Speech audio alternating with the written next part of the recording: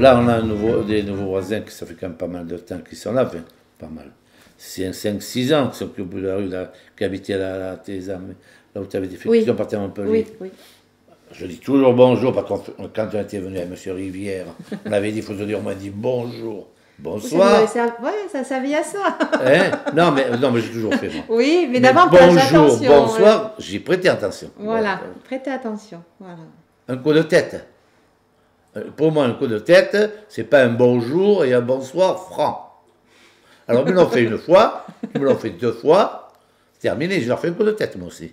Ah, vous êtes rude, hein? Ah non, mais je ne suis pas couillon non plus, je ne vais pas me mettre devant eux, et bonjour, non. On n'ose pas. On n'ose pas, je pense, ouais. Le fait d'arriver en dernier, on a peur soit de s'imposer, soit de déranger. Et puis quand on ne connaît pas surtout la mentalité de la ville, on n'ose pas au départ. Maintenant, je vous dirais que ça ne me dérangerait pas d'aller taper chez ma voisine, de toquer, de dire t'aurais pas un œuf à me dépanner. Puisque maintenant je l'ai rencontrée, elle est super sympa, je sais qu'on va pouvoir échanger plein de choses super entre nous. Ouais. Et maintenant, le fait de l'avoir rencontrée, c'est vrai que je serais beaucoup plus à l'aise. Au départ, non, je ne me serais jamais permis. Depuis que je suis là, moi, la maison, pas en face, mais disons un peu plus loin, ils sont déjà à 6 personnes que j'ai vues passer dans cette maison. Qu'autrefois, c'était toute une génération qui restait dans cette maison. Donc, automatiquement, prenons par exemple la voisine d'en face qui a vu naître Julien, elle en reste encore là, les enfants de Julien vont arriver, elle va les connaître, que maintenant, non.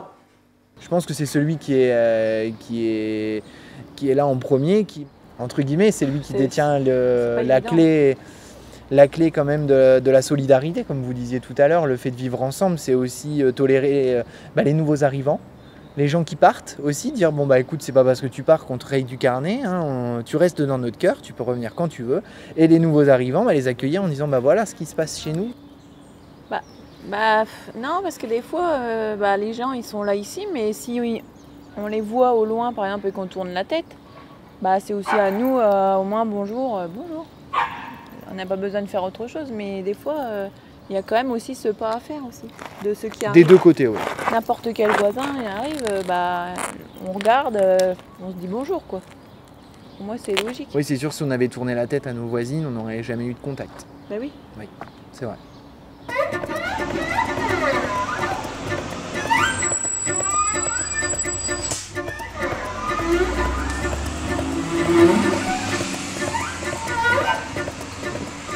Les gens qui m'ennuient là, parce qu'ils prennent ma place, ça y est, je suis aimable. Hein. Qu'est-ce que vous voulez? Je pense qu'ils comprennent pas que ça peut être vraiment gênant pour nous, que ça peut même être dangereux vis-à-vis de leurs enfants, vis-à-vis des nôtres. Bon, mais voilà, là pour le coup, je me tais et puis voilà. En plus, ces personnes, je les croise quand je vais à l'école Jean Jaurès pour déposer mon fils le mercredi, donc bien sûr, je leur dis bonjour. Je vais pas, c'est pas la guerre. Bon, oui, ils se sont installés avec leur voiture chez nous. Bon, ils vont pas y rester tout le temps finalement. C'est pas grave. C'est la tolérance, c'est l'adaptation, puisqu'il faut savoir accepter aussi bien les qualités, les défauts de chacun, sans forcément y mettre un avis. Oui, et puis on ne peut pas trouver des gens exactement comme nous tout le temps, quoi. Il faut aussi admettre qu'on peut avoir des très bons amis, des copains, des gens qu'on côtoie, et ils sont complètement différents, et ça passe bien quand même. De toute façon, la vie aujourd'hui, c'est comme ça. Si on n'accepte pas, on le voit à la télévision tous les jours, il y a des choses de tolérance qu'il faut accepter, quoi. Sinon on se bat avec tout le monde. Et puis, vivre ensemble, c'est avant tout accepter les défauts de chacun. C'est comme un couple.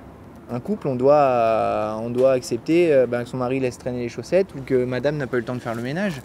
C'est pareil, je pense, avec l'entourage, c'est pareil. Aussi bien famille, aussi bien amis, aussi bien travail, tout le monde doit y mettre un peu du sien, quoi. Se mettre à la place des autres, avoir une réflexion sur ce que pense cette personne, ce qui pour cette personne est idéal. C'est mieux accepter cette personne. Et il y a certainement plus de chances de vivre ensemble de manière positive. Accepter la différence, pas la rejeter, vraiment s'adapter. Ne pas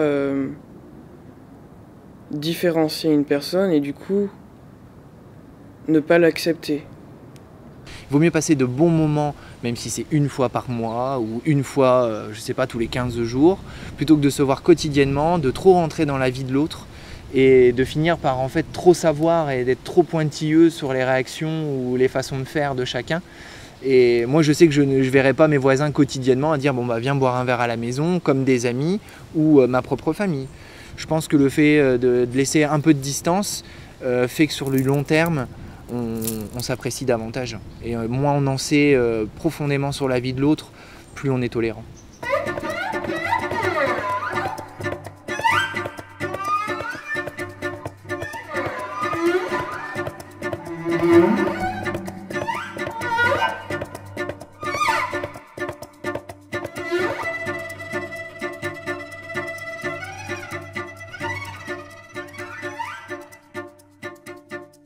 Ben, c'est vraiment quelque chose qui nous est demandé au collège, par exemple, de vivre ensemble. Dès qu'il y a un problème, on nous demande de vivre ensemble. Pas parce que on n'a pas le choix, c'est comme ça. Moi, j'ai pas pu vivre en tant que moi, Lucien, parce qu'on a peur de se faire rejeter si on l'a pas vécu.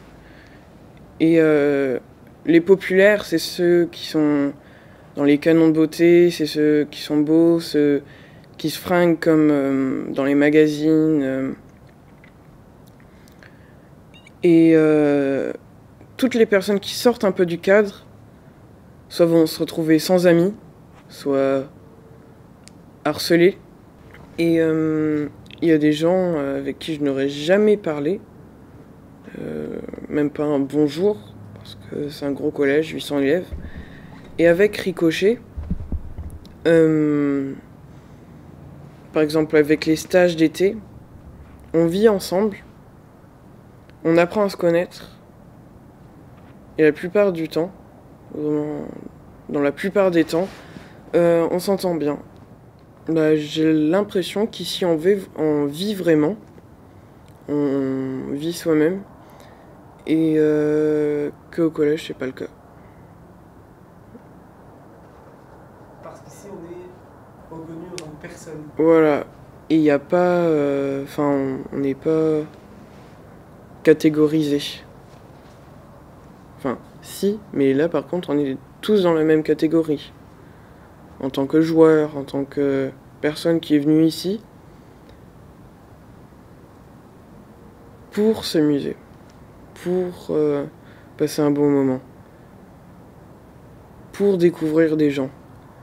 Du coup, c'est un peu comme un site de rencontre, mais en beaucoup mieux. Vous voyez, c'est pour ça que je suis content que Ricochet est arrivé, parce que c'est un aimant qui attire les gens pour faire donner quelque chose. Et nous, à notre époque, même dans les années 50, même un peu avant, après-guerre, les gens avaient compris qu'en faisant de la musique, en faisant des appels de spectacles, petits spectacles, parce qu'il n'y avait pas les moyens, c'était le lendemain de la guerre, ça attirait les gens. Et on se rencontrait. Il y avait les fêtes de quartier. Et ça a amené beaucoup à la génération d'avant moi, ici. Donc ça veut dire que voilà, eux vont chercher les autres, les différentes générations, par des activités, par des contacts, en étant moteur sur des rencontres, des manifestations. Et donc je dirais le retour est plutôt positif, puisqu'ils ont des familles qui accrochent bien. Et encore une fois, s'ils étaient dans une situation géographique plus favorable, plus centrale, je pense que ça favoriserait encore plus cette démarche qu'ils nous ont engagée.